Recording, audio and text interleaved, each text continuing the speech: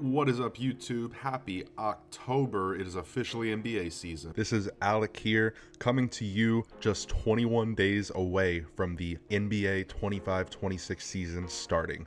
I am super excited. I'm a big NBA super fan, and I'm going to be talking over the next 21 days about every single team, and I'm going to call this series 30 teams in 30 days. I know, not original, whatever, but I'm really excited, and I thought I could give you guys a bit of an insight about what to expect coming forward in this upcoming NBA season.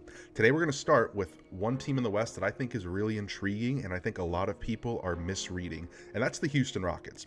Now, after a 52-30 campaign resulting in the second seed last year, they lost to the Warriors in round one in a 7-game series. A 7-game series that saw their big man Alperen Sengun lead the team in points, rebounds, assists, and steals. Now, it did take 9 3-pointers from Buddy Hield in Game 7 with another 22 from Steph Curry to knock him out of the first round, but I do think that they're a team that kind of didn't live up to expectations last year. Maybe Golden State just has their number. We do know that Golden State and Houston has played 5 times in the playoffs in the last 10 seasons, with Golden State being a perfect 5-0 against them in those series. And of course, we all remember the awful collapse of the 0-for-27 straight threes in Game 7 of the 2018 series. But this is a very different Houston roster than the ones from 2015, 16, 18, 19, and due to a big offseason trade that we're going to talk about, a very different team than the 2025 matchup as well.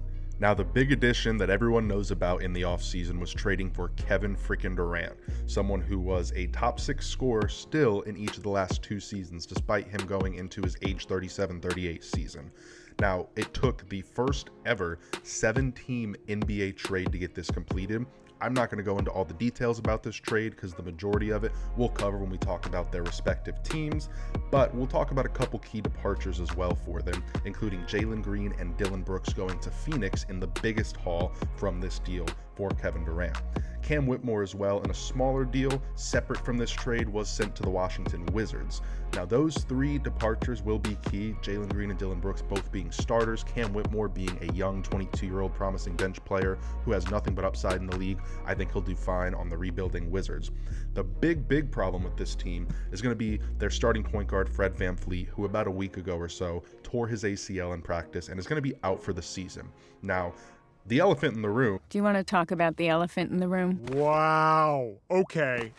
You know what? This will now be another team with Kevin Durant that doesn't have a true ball handling point guard starting.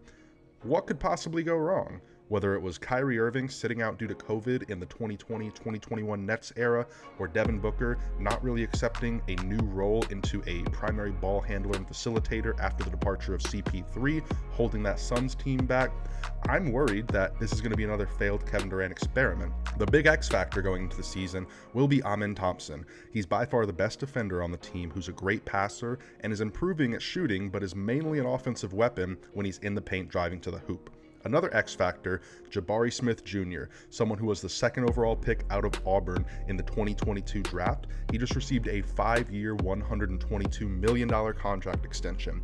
I don't know if he's quite lived up to the hype of 5 years, $122 million, or being the 2nd overall pick, but in today's NBA, you have to retain the asset and you can always trade him later, even if the second apron makes it a little bit harder to trade in this era. He has, though, shown steady improvement the last 2 seasons under the new coach Ime Udoka. Now, a big concern of mine with the Rockets, on top of Fred VanVleet, is going to be they've spent the last 3 or 4 years building this roster, working on moving the ball around more. So I'm curious how an ISO scorer like Kevin Durant is going to impact a team who is focused on moving the ball and also just lost their primary facilitator in Fred VanVleet.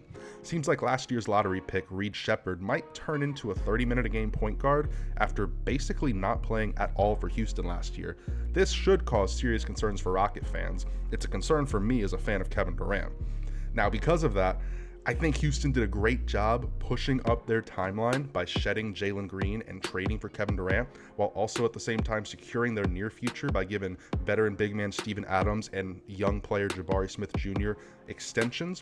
But with the loss of Fred VanVleet and the razor-thin margin in the NBA's Western Conference, I feel like it just got that much thinner for the Houston Rockets. Only 4 games separated the 2nd-seeded Rockets from the 8th-seeded Grizzlies in last year's Western Conference. Their current win total is set at 52.5, even after the Fred VanVleet out for season news. I really think the Rockets are just a play-in team this year, and at best, a first-round out to a team like Denver or Oklahoma City, who unfortunately is just deeper than them. It's a really sad way to see the twilight of Kevin Durant's NBA career end like this, and I do hope I'm wrong. I really want to see Kevin Durant win another ring before he retires, because for whatever reason, looming over his head is the agenda that he hasn't won one without Steph Curry, which on one hand I understand, but on the other hand I don't think is fair.